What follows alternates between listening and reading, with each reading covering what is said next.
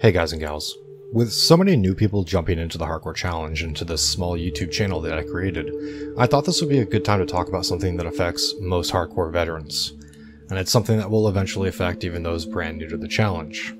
Burnout. And no, I'm not talking about the hit racing game from 2001. Holy fuck, this came out 2001? I feel old. I think it's fair to assume that most people understand the concept. You've done something so much to the point that you can't even bear to look at it anymore. It's not all that uncommon, and there are various reasons for it. Burnout is something that can happen with almost every part of your daily life, including work and games in general, but today I want to talk about it in the context of the Hardcore Challenge.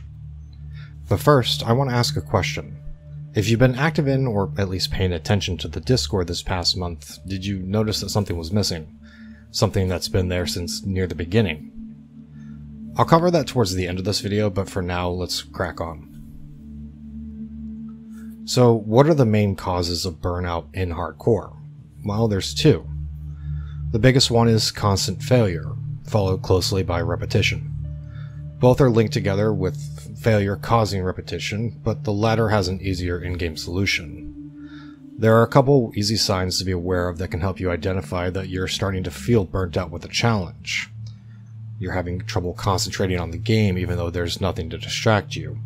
You start to feel really tired or fatigued while playing despite the fact that you've got energy to spare. You know, it's your day off or you had an easy day at work. There's no reason for you to be tired. Or you get seriously frustrated at the smallest things. And I mean seriously frustrated. There is a big difference between, man, I've killed like 15 Zevra and I've only got 3 hooves. What's going on here? And why the fuck are these guys not dropping their fucking hooves? Fuck this quest. And of course, the biggest sign of all is boredom. Games are meant to be entertaining. There's no reason you should feel bored while you're playing. I've mentioned this before, but it's called a challenge for a reason. As such, there will be people who just never complete it. And even those who do finish the journey will experience failure after failure after failure. Hell, even the quote-unquote pros and founding members like Cargos, Greys, Nom Nom, and Tactics have about a 10 to 15% success rate across all of their characters, maybe even less. And here's a little known secret for you. Even though I was a mod of the community, and despite my own extensive knowledge of the game and of the challenge itself, I've never actually completed it. I've gotten close multiple times with tunes in the 50s, but I never hit that end goal. Shameful, I know. So what's the best way to deal with failure? Well, the first step is typically backwards, away from the challenge. I've talked about myself stepping away from the game multiple times for a month or so, and that was always because of burnout. And during that time, I find it's best to just play a different game for a bit, something laid back, relaxing. For me, that game is Satisfactory. It's a factory building game where the only challenges are math and logistics. Probably one of my favorite games of all time. If you're also like me and you've only played hardcore as a completely solo challenge, jumping into another multiplayer game with friends can be a breath of fresh air. Constantly failing the challenge will just lead to frustration when playing, and that in itself will cause you to make more mistakes. You feel this sense of urgency to get back to where you were, especially if you died at a lower level. So when you hit that point, stop and take a step back. Sometimes you don't need to step away from the game itself. Sometimes it's best to just step back and look at what happened. Why did you fail? What went wrong? Is there anything you could have done differently?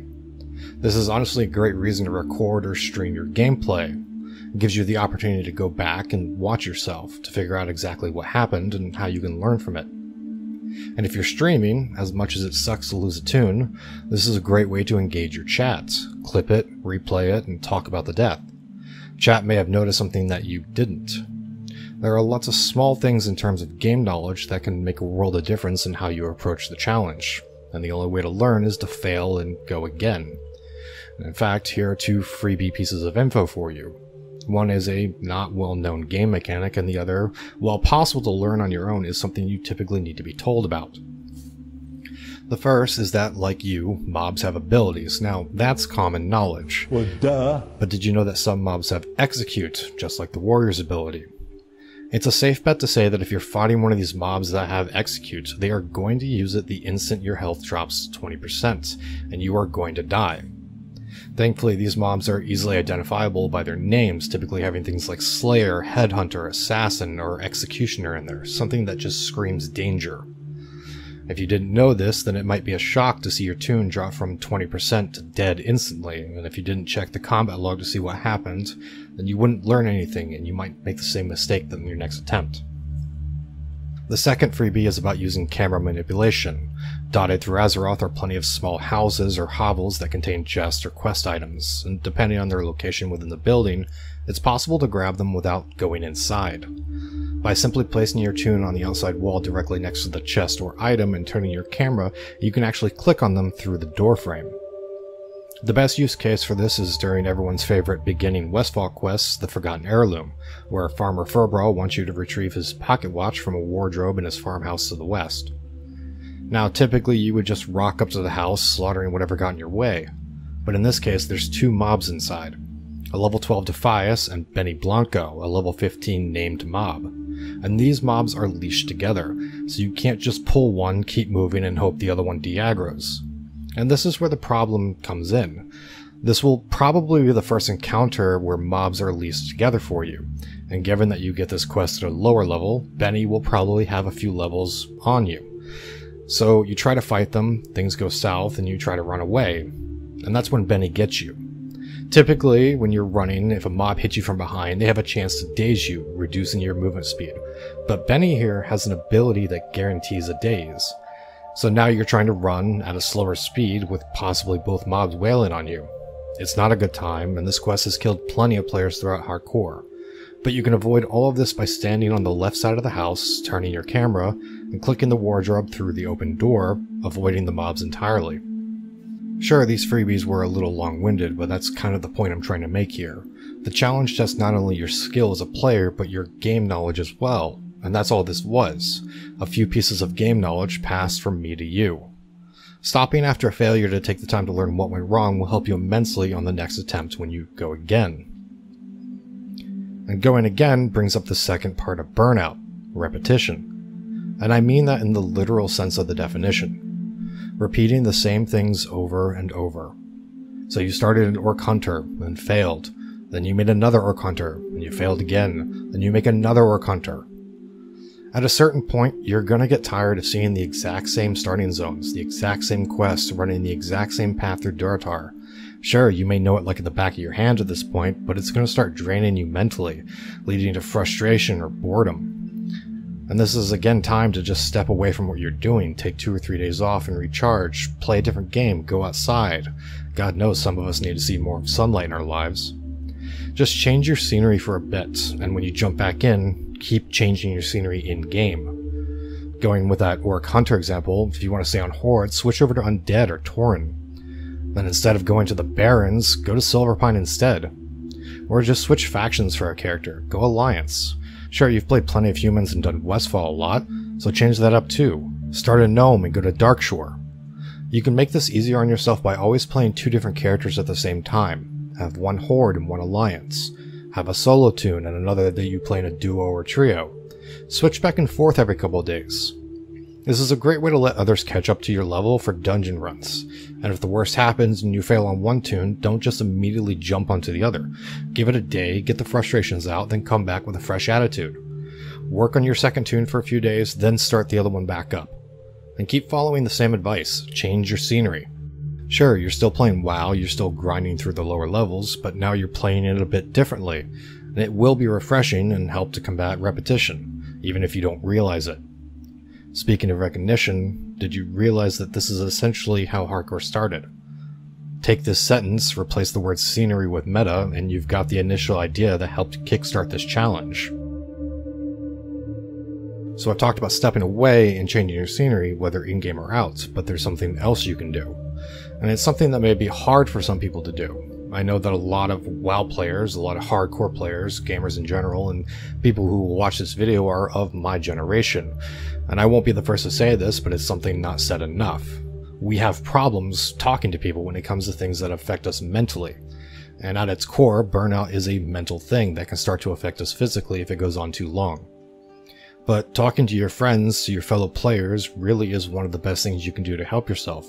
Sure, the conversation might go something like, "Hey guys, I'm feeling a little burnt out right now, I'm going to step away for a few days." And they might say, "Hey, what's going on? Everything okay?" And you'll give your reasons. Maybe they'll say, "Okay, see you in a few days." Or they might press the conversation on longer. And depending on how long you talk about it, the things that have been frustrating you will come up, and that'll kindle the frustration up even more. And that's okay. You're still going to take a few days off, and instead of letting that frustration out slowly over those couple days until you're refreshed and ready to jump back in, you're flaring it up now, and by the next day you'll feel a bit better about it, because you got it off your chest. There's a reason why therapy is just you talking to a therapist.